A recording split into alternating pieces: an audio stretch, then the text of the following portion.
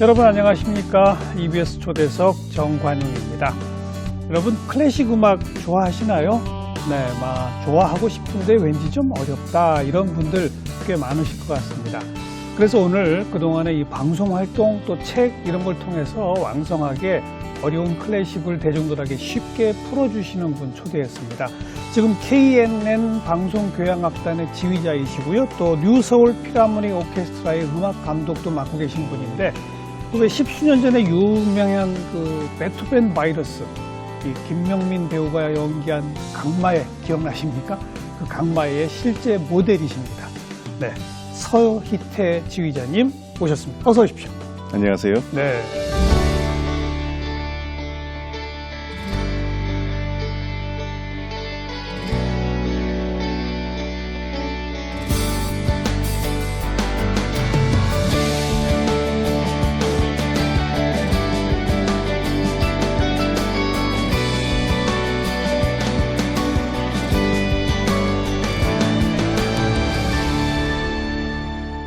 제가 처음에 시작하면서 클래식은 왠지 어렵다, 네. 좋아하고 싶은데 네. 이런 분들 꽤 많으실 거다 이랬잖아요.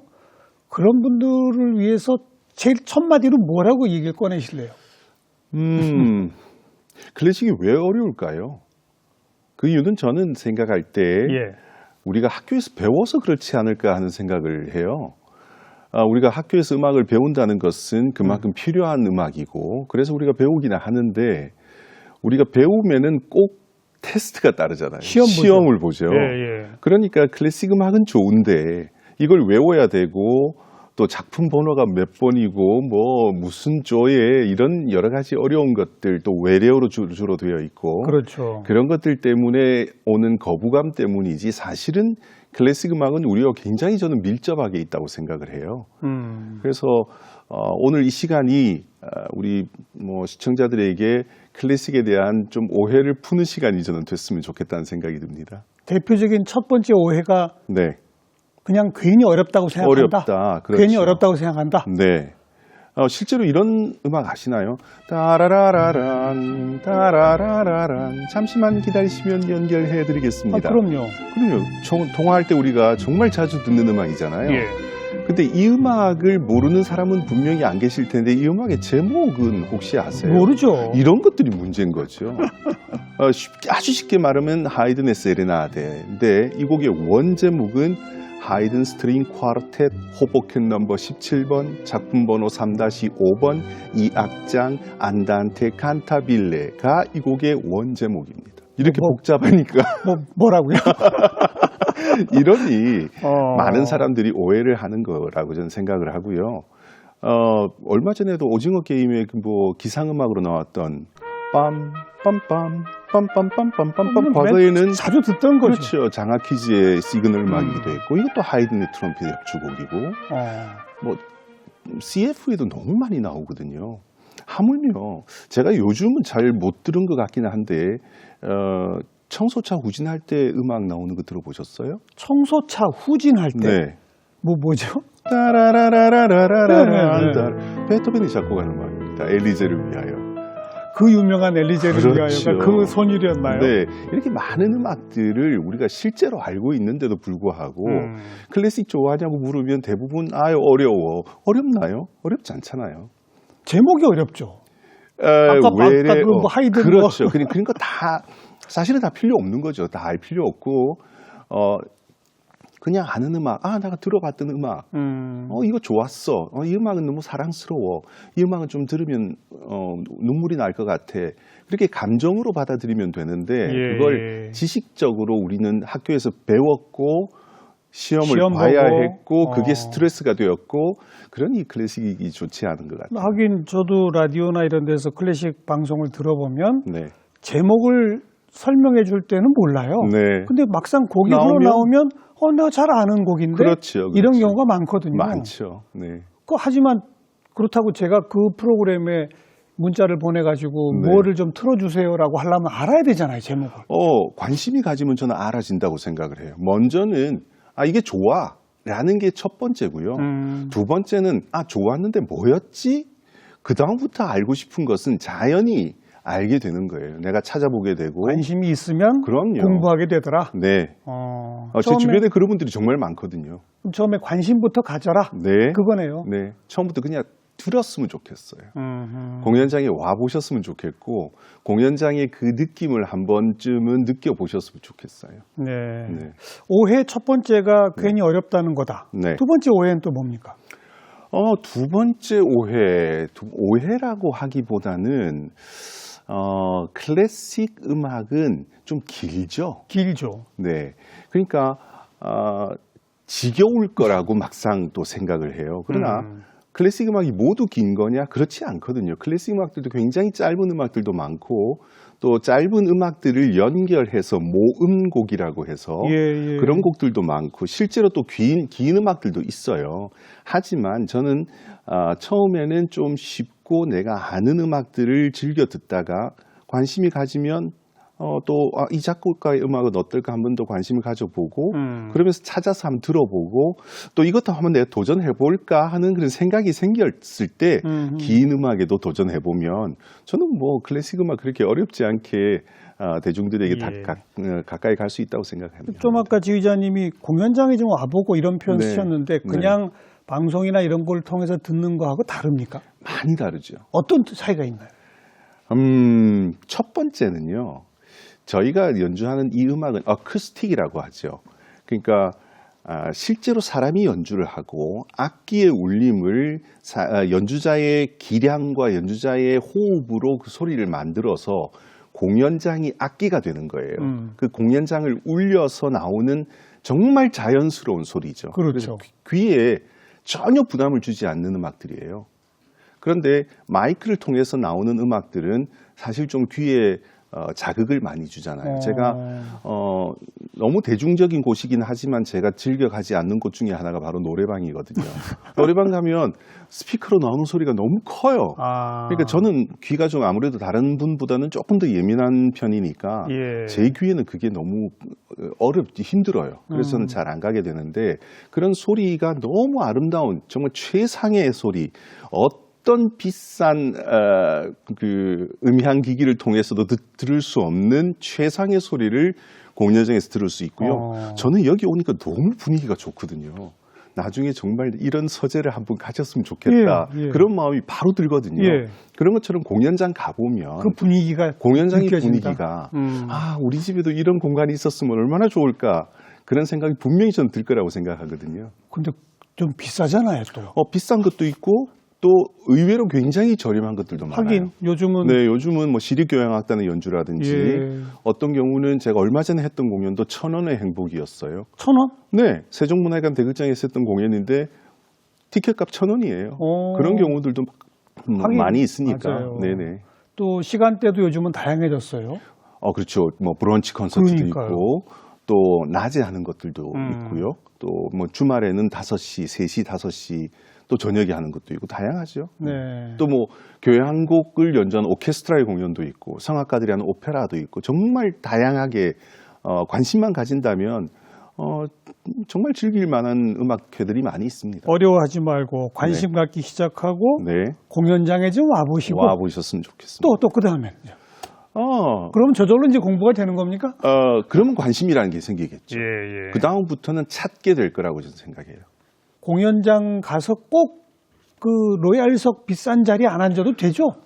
저는 근데요, 로얄석에 앉아 보시기를 권하고 싶어요. 그래요?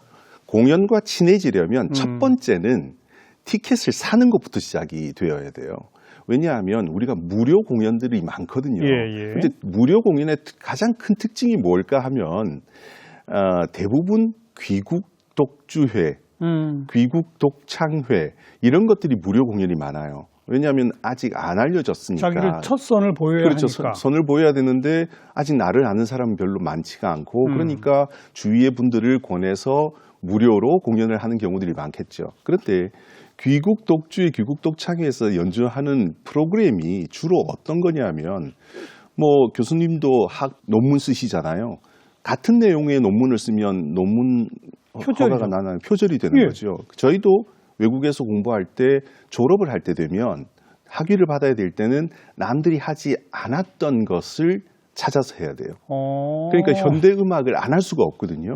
근데 이거 열심히 해서 전공 이제 받았어요. 한국에 들어왔어요. 뭐부터 할까요? 당연히 학위 때 했던 작품을 하잖아요. 그게 제일 자신이 있겠죠. 그렇죠. 그러면 관객들은 재미가 없는 거죠. 모르는 나 몰라 이거. 이거 뭐야 도대체. 졸다가 오니까 별로 좋은 기억이 안 남는 거죠. 그럼 그런 그 귀국 독주의 독창회 이런 거는 전문가용이군요. 어떻게 보면 그렇다고 볼 수 있죠. 네, 그래서 첫 번째는 내가 아는 곡이 들어있는 재미있는 음악회에 돈을 주고 표를 사서 가라. 네. 첫 번째 제가 말씀드리고 싶고요. 두 번째가 가급적이면 좋은 좌석에 앉아서 보라는 얘기예요. 왜냐하면 로얄석이 비싼 이유가 있겠죠. 그곳에 가장 좋은 소리가 모이고 또 조망권도 가장 좋고 그러니까 거기 앉아 있으면 연주자들과 또 가깝고 그래서 생동감이 있는 음악과 생동감이 있는 연주를 보게 되기 때문에 관심을 가지게 되는데 끝자리에 앉아 있으면 잘 보이지도 않고 아무리 같은 공연장 안에 있어도 좀 소리가 잘 안 들리는 곳도 있거든요. 그러다 보면은 또 재미가 없어요. 그래서 저는 좀 투자가 있어야 되는군요.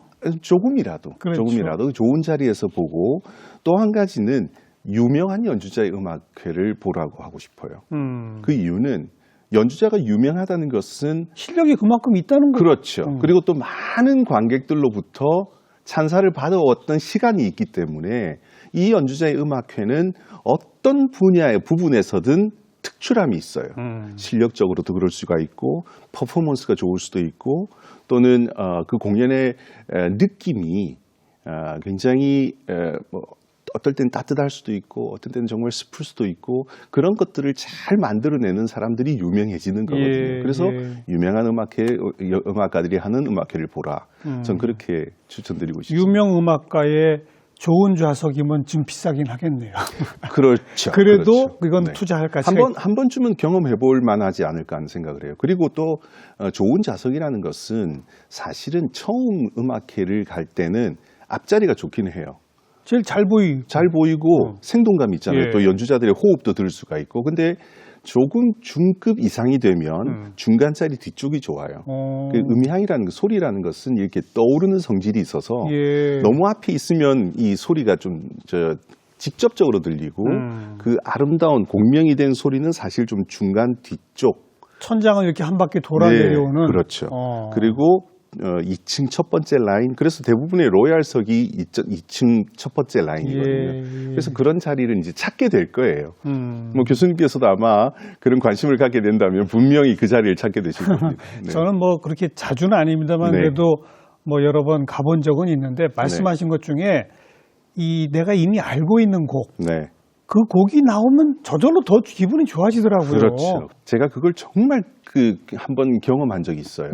그 맨델슨이 작곡한 한여름밤의 꿈이라고 하는 작품이 있어요. 이 곡은 열몇 곡으로 되어 있는 모음곡이거든요. 근데 그 중에 9번째 곡이 바로 이 곡입니다. 빠빠빠빰, 빠빠빠빰, 빠빠빠빰, 빠빠빠빰, 빠빠빠빰, 빠빠빠빰, 빠빠빠빰. 우리가 결혼식에 가면 항상 듣는 그렇죠. 웨딩 마치인데 이 곡이 9번째 곡이거든요. 이 곡을 전곡을 연주하는 날이었어요. 처음부터 연주를 해 나갔는데 관객들이 조용히 음악을 잘 즐기고 있었어요. 그래서 8번 곡까지 무난히 잘 연주를 했고 9번 곡이 딱 시작이 됐는데 얼마 지나지 않아서 제 등 뒤로 저는 그 관객과 이렇게 등을 쥐고 있잖아요. 지휘자니까. 근데 제 등 뒤로 뭔가 이상한 전율이 확 느껴지는 거예요. 그래서 그 어떤 전율이었냐면은 관객들의 반응이 이런 느낌인 거예요. 내가 하는 곡이 나왔어. 이런 어떤 술렁임과 그런 그 느낌이 등으로 이렇게 전달이 되더라고요. 느껴져요. 그 순간 저도 굉장히 전율이 흘렸고 그러면서 했던 생각이 그래 관객들은 이렇게 아는 음악을 들었을 때 좋아하는데 왜 우리 연주자들은 남들이 모르는 음악을 하면서 행복을 느낄까? 그러니까요. 왜 그래요? 첫 번째는 남들이 못하는 걸 해야 틀리는 줄 모르잖아요. 농담이시죠? 농담이고요. 새로운 곡을 찾아서 또 도전을 하고 그것을 익혀내고 그걸 연주했을 때 받는 성취감이란 게 있어요. 연주자로서는 그거죠. 그렇죠. 도전을 하고 연주자는 새로운 그래요. 걸 해야죠. 네. 아까 논문 얘기하듯이. 그렇습니다. 그렇죠. 그렇지만 우리는 계속 그런 새로운 것을 개발도 해야 되지만 관객들은 기존에 아는 음악을 듣기를 원하는 거예요. 이런 것들을 좀 잘 절충을 해서 음악들을 예. 만들어내야 되지 않을까. 그래서 제가 좀 대중과 친숙한 지휘자 된 이유가 바로 그날의 그 느낌 때문이었어요. 그래서 관객들이 좋아하는 음악들을 가지고 음악회를 많이 만들고 있습니다. 하긴 그 유명 교향악단들이 뭐 내한 공연하고 하는데도 어쩌다 한번 보면 조금 생소한 곡이 하나 있으면 네. 대중적 곡을 꼭 넣더라고요. 네, 이제는 뭐, 네. 그죠? 네. 그리고 끝나고 나서 앵콜은 진짜 대중적인 걸로 그렇죠. 끝내더라고요. 네, 네. 그래야 이제 모두가 환호할 수 있는 분위기를 맞습니다. 만드는 거니까요. 맞습니다. 네. 방금 표현하신 것처럼 그런 그 스스로 등 뒤로 전율을 느끼신 다음부터 대중 친화형 음악가가 된 겁니까? 네, 어떤 분들은 저에 대해서 뭐, 대중적인 음악가 이렇게 말씀을 하시거든요. 근데 워낙 저는 방송 활동도 많이 하고 방송 활동도 가끔 하기는 하고, 대중들과 친하다는 것은 저는 결코 나쁘지 않다고 생각을 하고요. 예. 또 그런 활동을 통해서 제 공연에 새로운 관객들이 많이 오실 수 있기 때문에 그렇죠. 저는 그건 정말 좋은 활동이라고 생각을 하고 있고요. 그렇지만 또 제가 새로운 음악들을 발굴하는 것을 게을리하지도 않습니다. 좀 당연히 또 새로운 음악들 발굴도 많이 하고 있고, 그러나 대중들과 좀 더 가깝게 해야겠다는 생각들을 제가 많이 하고 있기 때문에 예. 뭐 놀라운 콘서트라든지 아니면 서희태의 클래식 할 펀, 이 펀이라고 해요. 재미있는. 네, 그러니까 펀을 넣어서 그 놀라운이라서 놀자, 라운은 즐겁게 음악과 함께 즐겁게 노는 콘서트도 만들고 놀라운이 놀라운이 아니고 놀라온. 놀라운? 네, 놀라운. 놀자. 예, 라운은 즐겁게. 아. 예, 클래식과 즐겁게 놀자. 그렇게 또 이제 놀라운이란 말을 들으면 대부분의 사람들은 놀라운이라고도 들어요. 그러니까요. 그러니까 놀라운 콘서트 도대체 뭐가 놀랍지? 네. 뭐 이렇게 하면서 또 오시고요. 또 클래식 할 뻔이라는 것은 뻔뻔하다고 할 때 그 뻔자를 쓰는데 영어로는 fun이에요. 아, 뻔이에요. 네, 뻔. 뻔이라고 쓰는데 fun이죠. 그러니까 클래식도 fun하게, 즐겁게. 또 일도 몰라도 즐길 수 있는 클래식 콘서트. 일도 몰라도 네. 즐길 수 있다. 네, 제가 뭐 해설하면서 음악회를 많이 그렇죠. 하거든요. 그러다 보니까 클래식 음악을 모르는 분들도 오셔서 그거야? 별거 아니네 뭐 이렇게 또 즐기시는 분들도 많이 계시고 그런 작업들을 좀 많이 하고 있는 편이에요. 네, 네. 네. 그래도 뭐니 뭐니 해도 클래식의 으뜸은 심포니, 교향악단, 오케스트라 이거 아닌가요? 저는 그렇게 말하고 싶어요. 하지만 클래식이 고급 음악이고 트로트는 저급한 음악이야 이렇게 저는 생각하지 않거든요. 예. 분야가 다르다고 생각을 하고 클래식도 교향곡이 있는 반면 독주곡도 있고 앙상블도 있고 뭐 듀엣, 이중주, 트리오, 삼중주 또 스트링 앙상블도 있고 오페라도 있고 또 예술 가곡도 있고 굉장히 다양한 분야들이 있어서 내 취향에 맞는 거 선택하시면 돼요. 하지만 제가 좀 아까 뭐니 뭐니 해도 이 오케스트라 심포니 아니냐라고 한 거는 우선 곡 자체가 워낙 크고 네. 뭐 동원되는 숫자도 많고 네. 뭐 그러니까 그게 가장 완성도가 있는 거 아닐까? 저는 물론 교향곡 계약적으로는 그런데요. 오페라가 전 사실은 좀 더 오페라가 완벽한 것 같아요. 하긴 그러네요. 네, 음악의 연극의 노래, 무대 장치, 그렇죠. 미술, 그리고 조명, 연출, 합창, 독창, 또 그 오케스트라 안에도 서곡, 간주곡 맞아요. 등등이 다 있기 때문에 정말 종합예술 그런 것들이 시간이 지나오면서 뮤지컬이 돼서 지금은 굉장히 많은 뮤지컬들이 공연되고 있는 거죠. 지금 오케스트라 뭐 음악 감독이시고 지휘자시고 네. 한데 혹시 오페라 연출도 해보셨나요? 오페라 연출은 해본 적이 없고요. 제가 지휘도 여러 종류가 있어요. 저는 오페라 지휘가 제 전공이거든요. 그래요. 네, 그래서 오페라를 특히나 좀 좋아하는 예. 그런 지휘자입니다. 아, 지휘자도 오페라 지휘가 네, 전공이 따로 있나요? 따로 있습니다. 그럼 왜 그렇습니까? 작품들이 워낙 많기 때문에 기본적으로는 지휘자들은 뭐 교향곡 이런 것들을 많이 다 하게 돼 있는데요. 예. 나중에는 이제 오페라를 전문적으로 더 하겠다. 그래서 그쪽으로 저는 공부를 더 많이 했죠. 그럼 악단의 규모가 보통 몇 명쯤 됩니까? 오케스트라를 말할 때 많은 분들이 저한테 그런 얘기를 해요. 몇 인조야? 이렇게 얘기를 하시거든요. 오케스트라는 몇 인조 이렇게 얘기하는 것보다는 관편성이란 말을 많이 써요. 관편성. 네, 관편성. 이거는 목관편성이란 말이에요. 예, 예. 오케스트라 안에는 주로 4종류의 목관악기를 써요. 플루트, 오보에, 클라리넷, 바순 이란 4종류의 악기를 주로 쓰는데 이 악기들이 목관악기들이 몇 개씩 있느냐. 2개씩 있으면 2관편성이 되고 4개씩 있으면 4관편성이 돼요. 예. 2관편성으로 했을 땐 대충 한 50명 정도의 오케스트라가 만들어지고요. 그 기준이 그럼 목관악기예요? 그렇죠. 목관악기가 몇 대씩 있는지. 2대가 있으면 2관편성. 그러면 바이올린이 몇 대 정도 따라붙는 그렇죠. 그런 기준이 있어요. 그런 거예요. 네, 그래서 2관편성은 대략 한 50명, 4관편성이 되면 보통 90명, 100명 정도. 100명. 네, 그렇게 됩니다.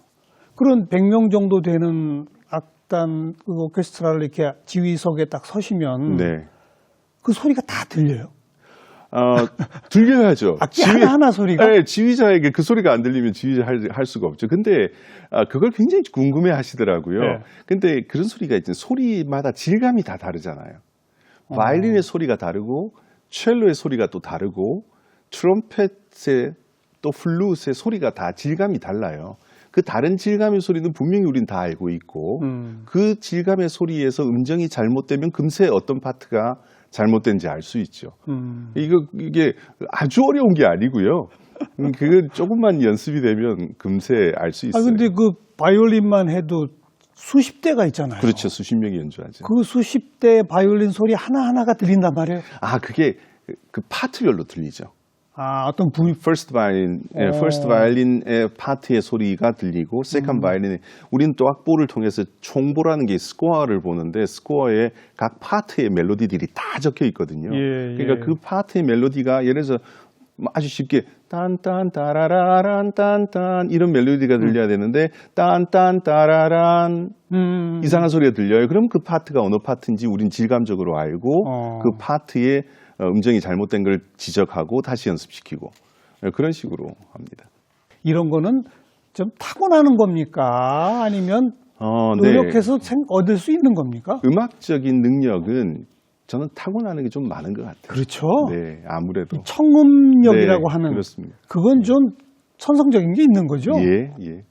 그리고 물론 이제 이후에 그 훈련을 통해서 또 더 갈고 닦고 더 섬세한 소리를 듣기 위한 노력을 하지만 그래도 기본적인 음감은 대부분은 많이 갖고 태어나죠.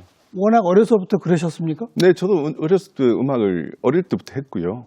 또 처음에 뭐 하셨어요? 처음 바이올린 했었어요. 바이올린. 네. 너무 좋았었어요. 저는 바이올린이. 그런 느낌이 아실 거예요. 뭐 교수님은 어떤 게 가장 좋은지 전 잘 모르겠지만 바이올린을 잡고 있었을 때 정말 아무 생각이 안 들었었어요. 어렸을 때. 그 정도로? 네. 몇 살 때예요? 제가 초등학교 때부터 했거든요. 2학년 때부터 제가 배웠던 것 같은데 그때는 바이올린 사이즈가 다 달라요. 크기가 다 다른데 그때는 몸이 작으니까 작은 악기를 가지고 그랬겠죠. 있는데 너무 신기한 거예요. 그게 소리가 난다는 게. 그리고 내가 어떤 부분을 짚으면 음정이 나고 이게 어렸을 때 저한테 너무너무 신기해. 다른 장난감 어떤 걸 갖다 줘도 그게 비교할 수가 없었어요. 천성이네요. 천성. 그러니까 음악을 좋아할 수밖에 없게 태어난 것 같아요.